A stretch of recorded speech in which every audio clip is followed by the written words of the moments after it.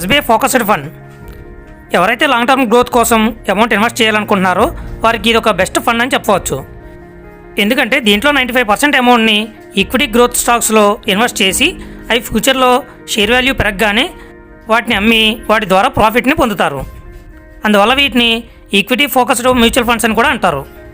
Next remaining 5% మాత్రం debt and cash మార్కెట్లో invest చేస్తారు.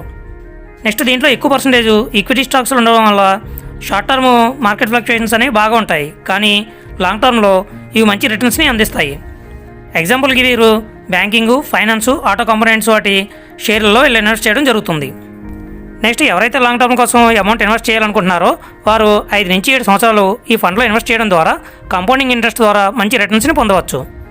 ఈ ఎస్బీఐ ఫోకస్డ్ ఫండ్ని జనవరి 1, 2013లో లాంచ్ చేశారు.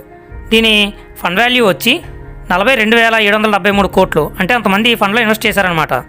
నెక్స్ట్ దీని ఎన్ఏవి 432గా ఉంది. దీని రిటర్న్స్ చెక్ చేసినట్లయితే లాస్ట్ 1 ఇయర్లో 16.7%, లాస్ట్ 3 ఇయర్స్లో 20.2%, లాస్ట్ 5 ఇయర్స్లో 17.6%గా ఉంది. నెక్స్ట్ ఈ ఫండ్లో లంసంగా ఇన్వెస్ట్ చేయాలంటే 5,000 రూపాయలు, సిప్ రూపంలో ఇన్వెస్ట్ చేయాలంటే 500 రూపాయలు పే చేయవలసి ఉంటుంది. నెక్స్ట్ ఈ ఫండ్కి లాకింగ్ పీరియడ్ అనేది ఏమీ లేదు, అందువల్ల మీరు ఎప్పుడన్నా ఇన్వెస్ట్ చేయొచ్చు, ఎప్పుడన్నా రిటర్న్గా పొందవచ్చు.